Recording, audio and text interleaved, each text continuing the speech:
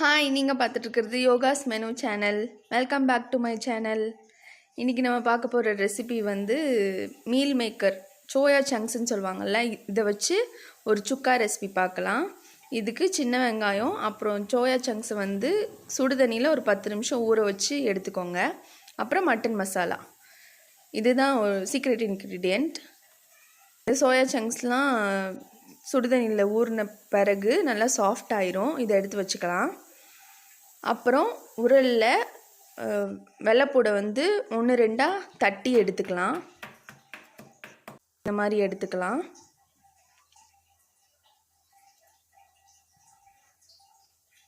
அதுக்கப்புறம் ஒரு வடை சட்டியில் 1 டேபிள் ஸ்பூன் எண்ணெய் விட்டுக்கோங்க. இதில் கடுகு உளுந்தம்பருப்பு 1 டீஸ்பூன் அளவுக்கு சேர்த்துக்கோங்க. இந்த மாதிரி பொரியவும்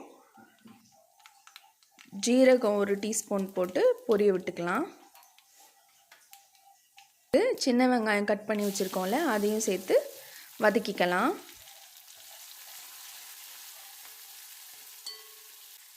நான்வெஜ் கிரேவிங் இருந்துச்சுன்னா இந்த ரெசிபியை வந்து நம்ம ட்ரை பண்ணி பார்க்கலாம், சூப்பராக இருக்கும். அப்புறம் இடித்து வச்ச வெள்ளைப்பூடு சேர்த்துக்கலாம். இந்த மீல் மேக்கரோட டெக்ஸ்சர் வந்து நான்வெஜ் மாதிரி இருக்கனால சாப்பிட்றப்பையும் அந்த ஃபீல் இருக்கும், நல்லாயிருக்கும், டேஸ்ட்டாகவும் இருக்கும், அல்டிமேட்டாக இருக்கும் டேஸ்ட்டு. இதை ரெண்டையும் வதக்கின பிறகு மட்டன் மசாலா 2 டீஸ்பூன் சேர்த்துக்கலாம்.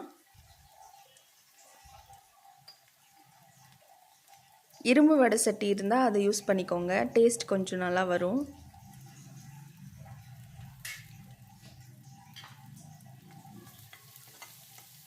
இது எல்லாத்தையும் வதக்கின பிறகு மீல் மேக்கர் சேர்த்துக்கலாம்.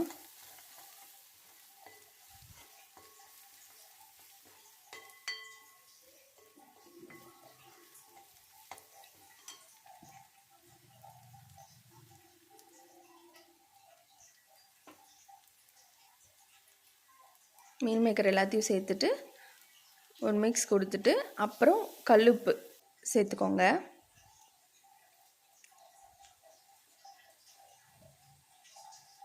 அதுக்கப்புறம் 1 டம்ளர் அளவுக்கு தண்ணி, பெரிய டம்ளர் அளவுக்கு தண்ணி ஊற்றிட்டு நல்லா கலந்து விட்டுட்டு ஒரு 10 மினிட்ஸ் லோ ஃப்ளேம்லேயே வச்சு குக் பண்ணிங்கன்னா நல்லாயிருக்கும். ரொம்ப சிம்பிளான இன்க்ரீடியன்ட்ஸ் தான் யூஸ் பண்ணியிருக்கோம். டேஸ்ட் வந்து சூப்பராக இருக்கும்.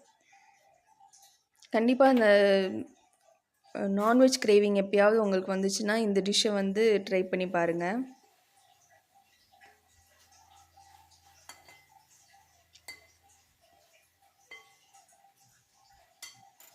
கடைசியாக மிளகுத்தூள் 1 டீஸ்பூன் அளவுக்கு சேர்த்துக்கலாம்.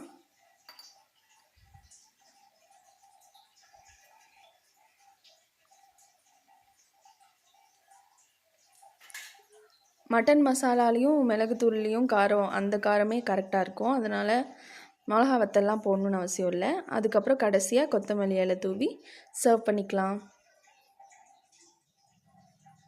சாதாரணமான ரெசிபி தான், ஆனால் டேஸ்ட் வந்து குறைய சொல்ல முடியாது, சூப்பராக இருக்கும். கண்டிப்பாக இந்த டிஷ்ஷை ட்ரை பண்ணி பார்த்துட்டு எப்படி இருந்துச்சுன்னு கமெண்ட் பண்ணுங்கள். தேங்க்ஸ் ஃபார் வாட்சிங். நம்ம சேனலை சப்ஸ்கிரைப் பண்ணிவிட்டு கூடவே இந்த பெல் பட்டனையும் கிளிக் பண்ணிடுங்க.